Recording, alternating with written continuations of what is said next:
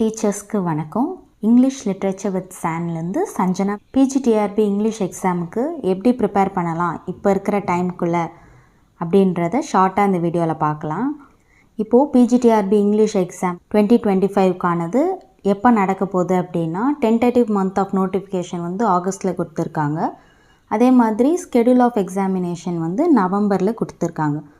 இப்போ பார்த்தா ஒரு 6 months வரைக்கும் நம்மளுக்கு டைம் இருக்குது பிஜிடிஆர்பி இங்கிலீஷ் எக்ஸாமுக்கு படிக்கிறதுக்காக. இப்போது பேட்டர்ன் ஆஃப் த எக்ஸாமினேஷன் பார்த்தா 150 மார்க்ஸுக்கு இருக்கும்.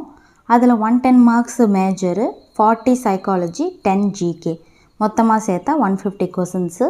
அது இல்லாமல் தமிழ் எலிஜிபிலிட்டியும் இருக்குது.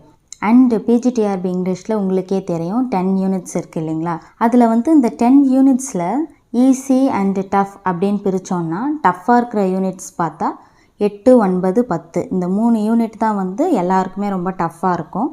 அதே மாதிரி இப்போ தான் நீங்கள் படிக்க போகிறீங்க, இதுதான் ஃபஸ்ட் அட்டெம்ப்ட் அப்படின்னு சொன்னால், முதல்ல டஃப்பாக இருக்கிற யூனிட்ஸ் எல்லாத்தையுமே முடிச்சுட்டு அப்புறம் ஈஸியாக இருக்கிற யூனிட்ஸை கண்டிப்பாக நம்மளால் படிக்க முடியும். ஏன் அப்படின்னா, நிறைய பேர் ஈஸியாக இருக்கிற யூனிட்ஸ்லேருந்து போங்க அப்படின்னு சொல்லுவாங்க.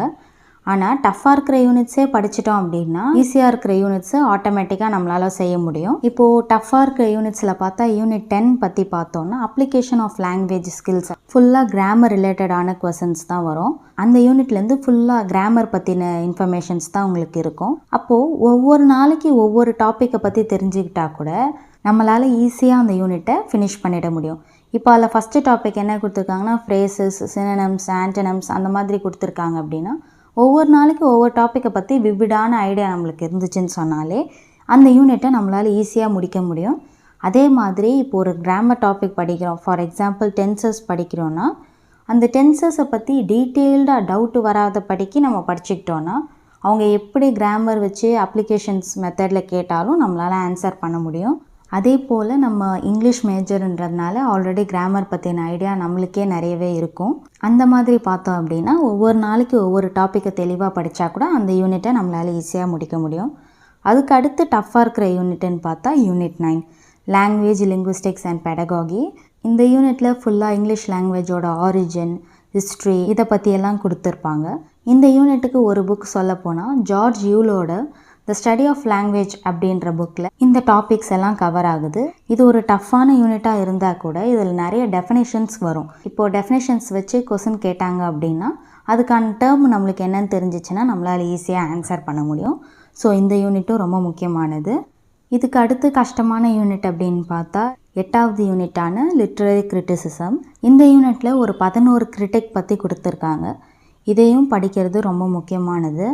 அதே போல் இந்த யூனிட்டில் இப்போ நியூ சிலபஸ் பிரகாரம் லாஸ்ட்டாக இருக்கிற 2 டாபிக், அதாவது 10 அண்ட் 11 இந்த 2 டாபிக் மட்டும்தான் புதுசு. மிச்சம் 9 டாப்பிக்கும் ஆல்ரெடி இருந்திருக்கு.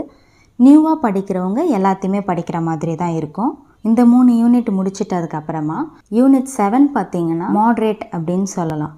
இப்போது யூனிட் 7லேயே ஏ அண்ட் பின்னு பிரிச்சிருப்பாங்க. A Indian writing, B Commonwealth. Indian writing பார்த்திங்கன்னா ஓரளவுக்கு ஈஸியாக இருக்கும். அதில் ஃபஸ்ட்டு டாப்பிக்கான கீதாஞ்சலி தான் 103 சாங்ஸ் இருக்குது.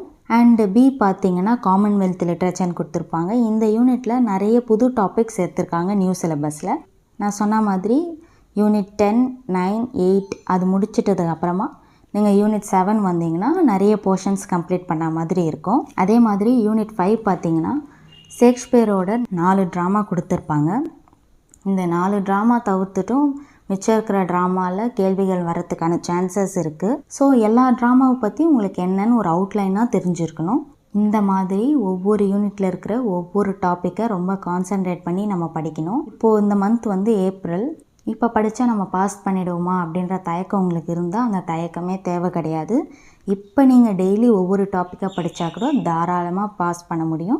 ஸோ இதெல்லாம் தான் ஒரு சின்ன சின்ன டிப்ஸ் மாதிரி. இதே போல் உங்களுக்கு டெட்டு, யூஜிடிஆர்பி, பிஜிடிஆர்பி இல்லை வேறு ஏதாவது எக்ஸாமில் டவுட்ஸ் இருந்தால் கூட கண்டிப்பாக உங்கள் கமெண்ட் செக்ஷனில் சொல்லுங்கள். இது எந்த அளவுக்கு உங்களுக்கு யூஸ்ஃபுல்லாக இருந்ததையும் உங்கள் கமெண்ட் செக்ஷனில் சொல்லுங்கள். Let's grow together. அதே மாதிரி நம்ம சேனலுக்கு உங்கள் சப்போர்ட் கொடுங்க. Thank you so much for watching.